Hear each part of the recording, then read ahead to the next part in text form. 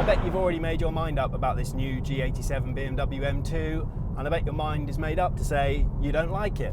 Too heavy, too dumpy, too complicated to be a proper little M car. Well, I don't think that's the case. I'm here to tell you why that's not really true, but to do so properly, we need some context.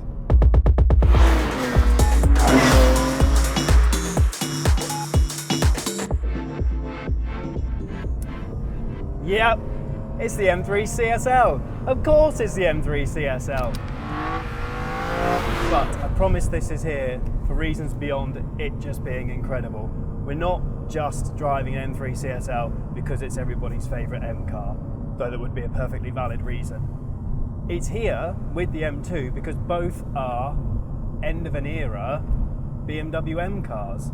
This car 20 years ago was the zenith, the peak for the straight six atmospheric M car. For 30 years M cars had atmospheric straight sixes up until this point. There was the M1, various M3s, M5s, M635s, CSLs, you know, all straight six, around about 3 litres or so, naturally aspirated, and this was as powerful as they got. After the CSL, the 6 cylinders were turbocharged, or there would be more cylinders, and so on and so on. It was a huge deal for M. You'd think of all those iconic M cars with atmospheric straight sixes in it. This car was a really, really big deal. And the M2 really represents an even more seismic shift because it is the final purely petrol M car, the final purely combustion engined M car that there will be. After that, everything is hybridized or purely electric. So yeah, this was a big deal as an end of an era car 20 years ago, and the M2 is a big deal as an end of an era car now. I mean, ideally we'd have the CSL or the GTS or whatever we'll get as an end of the line M2 to do this comparison, but that's obviously not around yet. This is what we have. We've got our little end of an era M car special.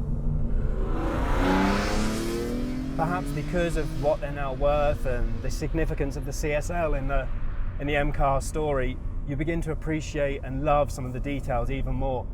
There's that big hole for the intake up front that feeds the carbon airbox. There's BMW's first carbon roof. There's the most perfect wheels on an M car ever. There's that lovely little swept up boot lid and 4 exhausts. I'm starting to like an M2. I'm warming to the way it looks, but you put this next to it and it's very, very easy to start romanticizing about the good old days. You put probably the best looking M car ever next to the M2 and yeah, your affection for it might wane just a little bit. This is absolutely perfect.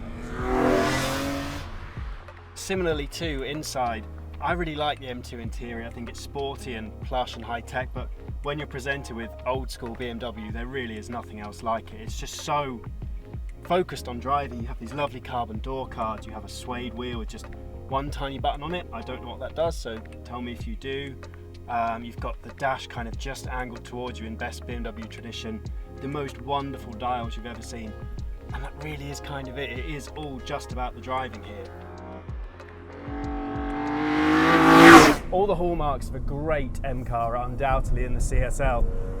This front end is willing and keen. It actually got a quicker steering ratio than standard, and the car was a little bit lower. The rear axle is, of course, always willing to help out in a BMW M car, but we'll maybe save that for another day. And the engine, my God, the engine is an absolute masterpiece. I know people have been raving about the S54 for as long as time itself, but God, yeah, it deserves all the praise it gets.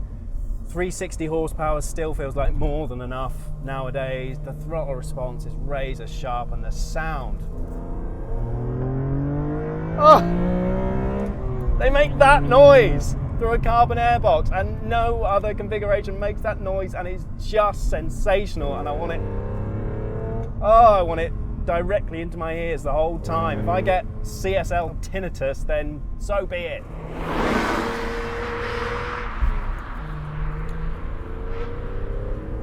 I tell you what else people have been going on about since about the beginning of time as well. And it's the SMG gearbox. I'm really sorry, I will gloss over it as quickly as I can, but it's one area the M2 definitely shows it up. It's one area, I know it's not a direct comparison, whatever, it's not good enough.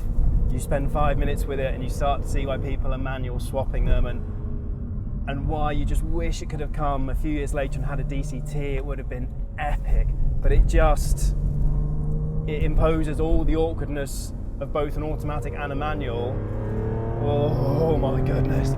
With neither of the benefits. You've still got a lift for the best shifts, but you've not got a manual to operate. It's not smooth like an auto. It ages and dates the car, I'm afraid. I really want to try and like it. Sometimes you do that, pretend you're a touring car driver, and that's quite cool, but we're spoiled with modern autos. We are spoiled. The brakes as well, wow. BMW M have got better at that. I would not like to try and do a sub 8 minute lap around the ring with these brakes. They don't feel very strong at all, and with that engine you're always probably going a bit quicker than you think you are. So yeah, again, no wonder people update them. Honestly though, even with those drawbacks, this remains a glorious, glorious driver's car, and a fitting end of an era M car as it was then. It's compact, it's agile, it's communicative, it makes you want to keep on driving as much as you want to. It's wonderful. I'm not sure maybe if it's £100,000 wonderful, as they now apparently cost, but yeah, if you like M3s, if you like M cars, if you like straight sixes, they're all very good things. Yeah, and CSL is pretty damn great. So you know what? If BMW can bring a little bit of this amazing CSL experience to a new M2, and I know that's a tough ask, but they've made some spectacular cars of late. If they can do that, then I think we are undoubtedly going to have another very worthy end of an era M car special. I think, yeah, that final run out M2 has the potential to be something very, very special indeed. And I very much suspect we're going to be looking back on it as fondly as we do this car in 20 years' time. I'll look forward to that drive.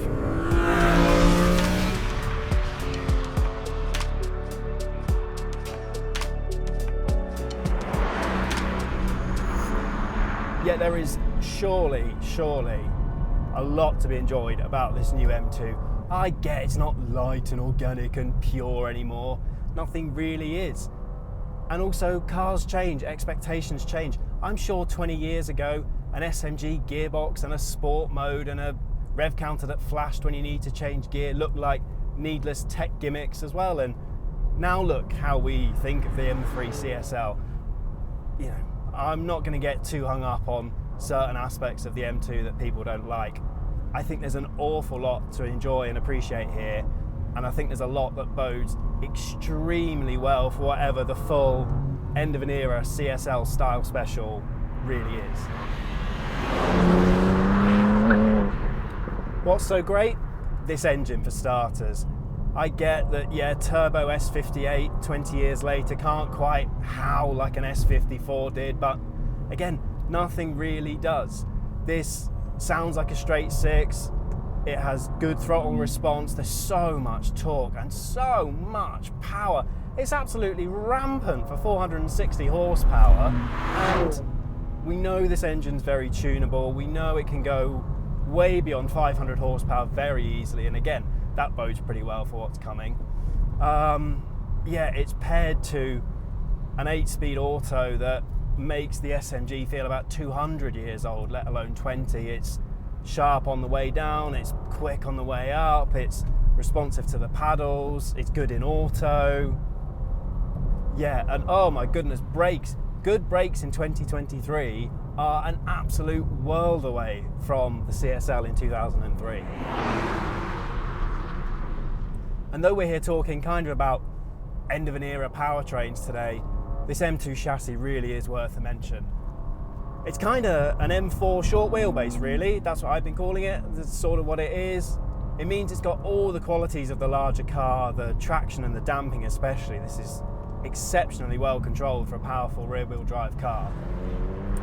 But it's just more eager, it's more willing, it's more urgent because there's less space between the front and the rear wheels. It's Yeah, it's a proper little ripper of an M car, being no doubt. The front end here is incredibly direct by comparison. The front wheels here, get this, they're a 275 section front tyre, which means they're wider than the rear tyres on a CSL. So you've just got unbelievable turn-in bite and just complete confidence in what it's going to do.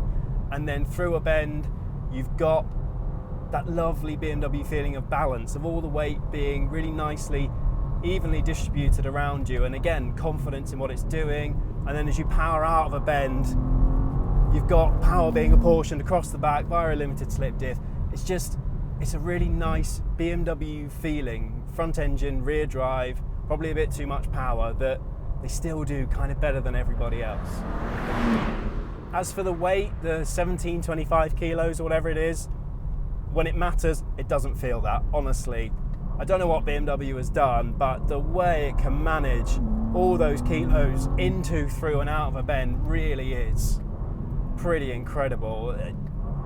Again, it's not a direct comparison, blah, blah, blah.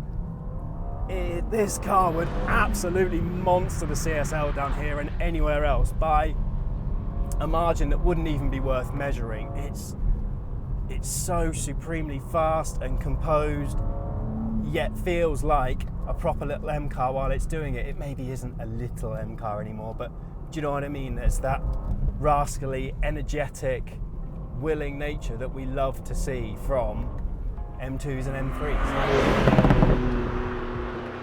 Tell you what's also a world apart as well is this interior. It's an M2, a 2 Series. It feels more like an 8 Series in here, and it's what I think M cars have done really well recently. Is they're still great to drive, but they're way more luxurious inside. I think the new screens are great. You've still got a setup button and M buttons here, so you can program drive modes really easily. The seats are brilliant. There's space.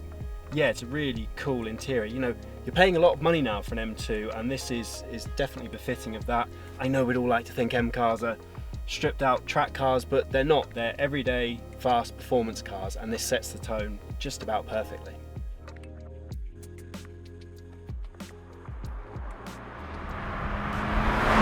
Yeah, there is undoubtedly the basis for a very special CS, CSL, GTS, CRT, GT, I don't know, whatever they're going to call it in this car.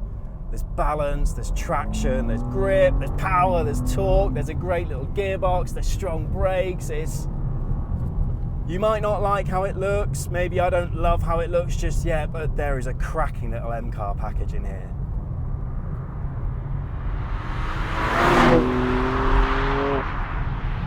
Now I know people like to go on about old car steering, don't they? But they'll string me up for this. CSLs isn't that amazing, you know, there's weight to it, but there's no real feel that I can tell, I don't think. So actually, yeah, M2 scores pretty well there as well. It's, you know, not exactly brimming with any great sensation, but it's really accurate. It, I think, has the right sort of weight. The instant response is always to think, oh, old car must be better, but I don't think that's necessarily the case here. And again, while this is, bloody hell, while this is undoubtedly a bigger, chunkier car by quite a big margin than the CSL, you'll be amazed how wieldy it feels on a road. It is, yeah, it's accurate, it's satisfying, it feels way less ponderous and far more agile and willing than you think the stats have led you to believe it to be, if that makes sense. You look at it on the road, you read about it and go, I'm not sure about this, and then you drive it and trust me, it really does make sense. The front end is keen, the rear end is keen, the powertrain's great. Yeah, you might not like how it looks, but to drive, yeah, this is a very, very good little M car. Very good little big M car.